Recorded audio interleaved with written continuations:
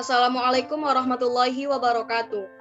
Alhamdulillahirabbil alamin. Assalatu wassalamu ala asyrafil anbiya'i wal mursalin wa ala alihi wa ashabihi rasulillahi ajma'in.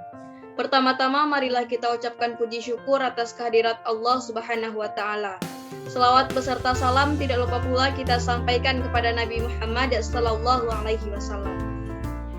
Selanjutnya yang terhormat kepada Bapak Dr. Reza Fahmi, SOS MA, selaku dosen pengampu mata kuliah pengantar psikologi Islam.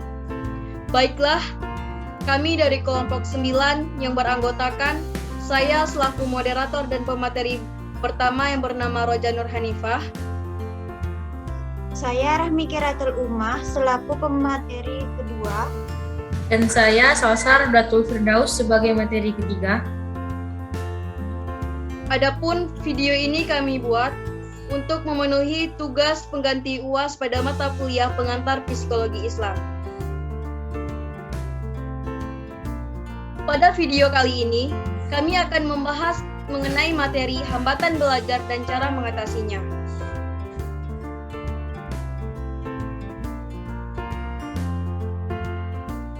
Pengertian belajar.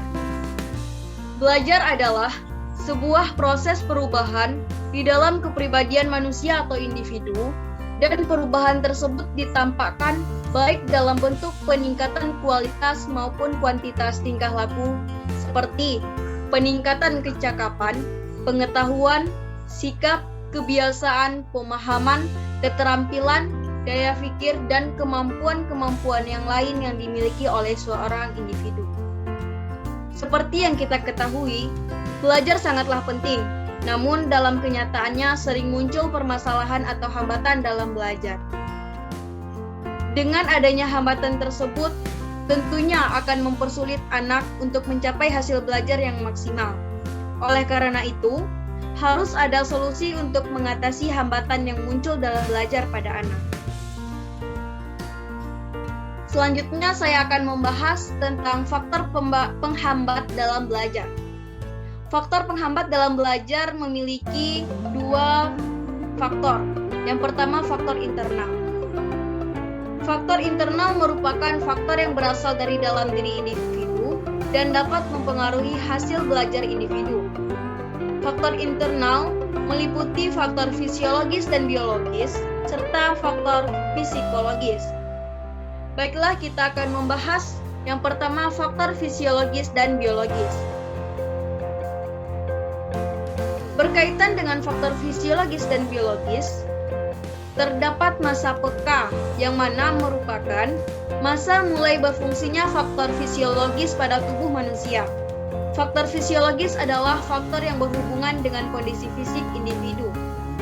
Faktor ini dibedakan menjadi dua, yaitu yang pertama, keadaan tonus jasmani.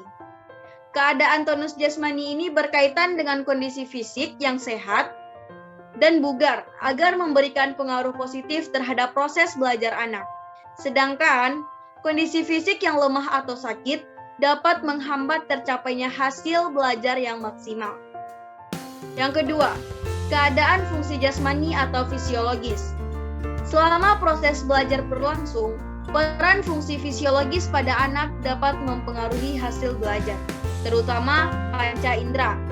Panca indera yang berfungsi dengan baik akan mempermudah aktivitas belajar, begitu pula sebaliknya.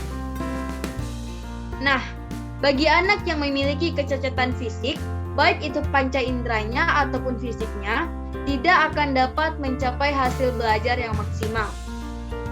Hal ini disebabkan karena kecacatan fisik yang diderita oleh seorang anak dapat mempengaruhi faktor psikologisnya. Di antaranya, sang anak sulit bergaul karena memiliki perasaan malu dan minder akan kekurangannya. Yang kedua, ada perasaan takut diejek teman, dan selanjutnya merasa tidak sempurna dibandingkan dengan teman-teman lain. Selain faktor fisiologis dan biologis, terdapat juga faktor psikologis.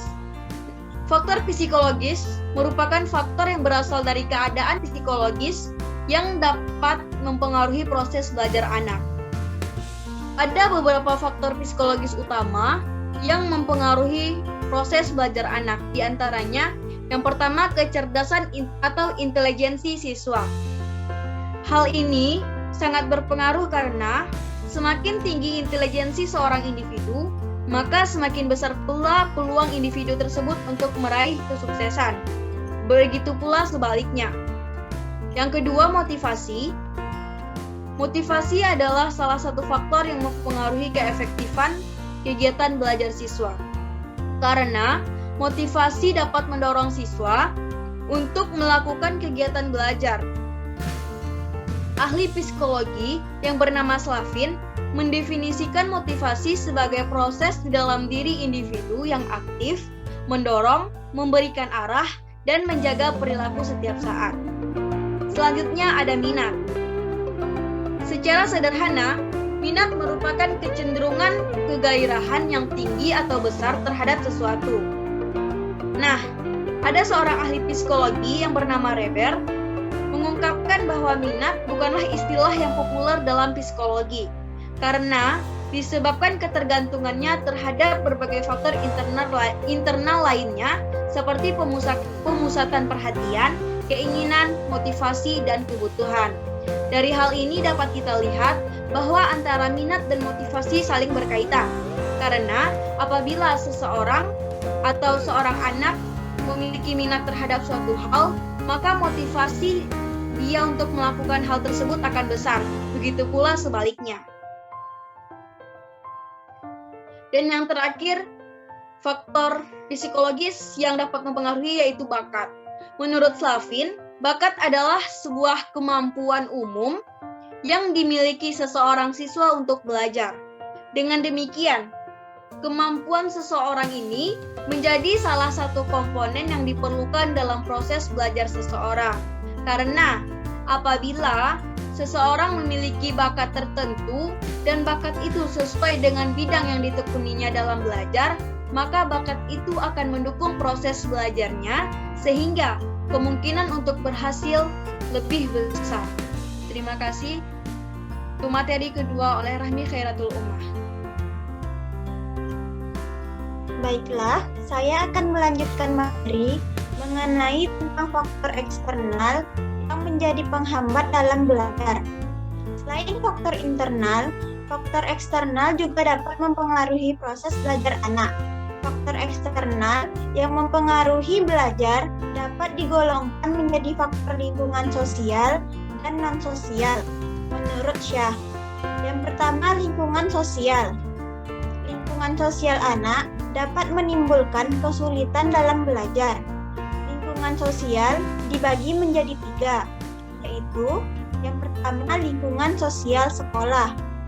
Faktor-faktor yang dapat menghambat anak belajar di sekolah adalah metode mengajar, kurikulum, penerapan disiplin, tugas rumah yang terlalu banyak, sarana dan prasarana, serta hubungan siswa dengan guru maupun teman. Selanjutnya, lingkungan sosial masyarakat. Kondisi masyarakat, tempat tinggal siswa juga mempengaruhi proses belajar anak. Lingkungan siswa yang kumuh, banyak pengangguran, dan banyak teman sebaya di lingkungan yang tidak sekolah dapat menjadi faktor yang menimbulkan kesukaran belajar bagi siswa. Misalnya, siswa tidak memiliki teman belajar dan diskusi, maka akan merasa kesulitan saat akan meminjam buku atau alat belajar yang lain. Selanjutnya, lingkungan keluarga. Keluarga merupakan tempat pertama kali anak belajar. Oleh karena itu, lingkungan keluarga sangat mempengaruhi proses belajar anak. Faktor dari keluarga yang dapat menimbulkan permasalahan belajar anak adalah yang pertama, pola asuh orang tua. Pola asuh yang selalu mengekang anak akan membuat anak sulit dan bahkan tidak dapat mengembangkan kemampuan dan bakat yang dimiliki. Yang kedua, hubungan orang tua dan anak.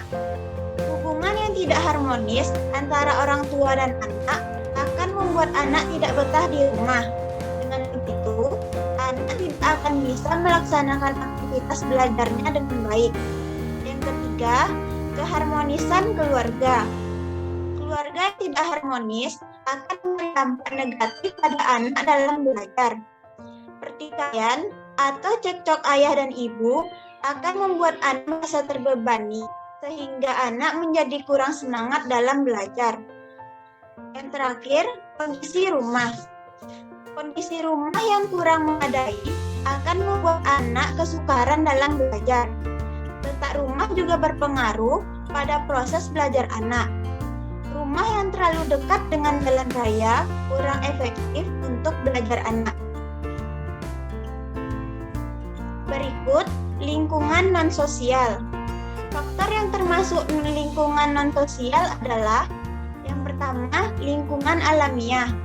Yang dimaksud dengan lingkungan alamiah adalah kondisi yang segar, tidak panas dan tidak dingin, sinar tidak terlalu silau, tidak terlalu gelap, dan tenang. Yang kedua, instrumental. Instrumental dapat digolongkan menjadi dua macam. Yang pertama, hardware. Yang termasuk perangkat hardware adalah gedung sekolah, alat, fasilitas, sarana prasarana, dan sebagainya. Yang kedua, software. Yang termasuk perangkat software dalam pendidikan adalah kurikulum sekolah, peraturan, buku panduan, silabus, dan sebagainya. Sekian saya kembalikan kepada moderator. Terima kasih kepada Rahmi Khairatul Ummah. Selanjutnya materi ketiga yang akan disampaikan oleh Salsa Raudatul Firdaus. Pada Salsa disilahkan. Terima kasih kepada moderator.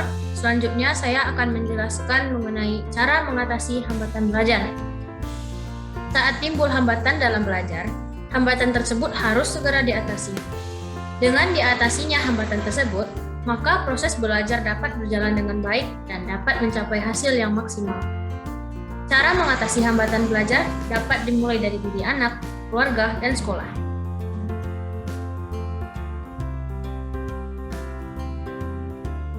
Cara mengatasi hambatan belajar diantaranya. 1. Yang pertama dari diri anak. Dengan cara menjaga kesehatan jasmani, menumbuhkan rasa percaya diri, membangun motivasi diri, belajar menjaga emosi, dan menerima keadaan, contohnya dari segi ekonomi, jasmani, dan sebagainya. Yang kedua dari lingkungan keluarga. Dengan cara memberi teladan dalam sikap dan tingkah laku kepada anak. Yang kedua, menjaga keharmonisan keluarga. Ketiga, menyediakan waktu untuk mendampingi anak dalam belajar, mencukupi fasilitas dan sarana prasarana belajar anak, membangun dan memberi motivasi anak, dan terakhir melatih anak dengan mengerjakan pekerjaan rumah seperti mencuci piring, menyapu, dan sebagainya. Cara terakhir yaitu dari sekolah. Dengan cara guru mengendalikan emosi saat mengajar. Guru mampu menjaga kedekatan dengan siswa maupun orang tua siswa. Guru bersikap adil kepada semua siswa. Guru memberikan teladan yang baik bagi siswa. Dan terakhir, guru memberikan motivasi siswa, misalnya dengan pujian dan sebagainya. Terima kasih kepada Salsa Raudatul Firdaus sebagai pemateri 3. Sekian yang dapat kami sampaikan. Terima kasih atas perhatian. Assalamualaikum warahmatullahi wabarakatuh.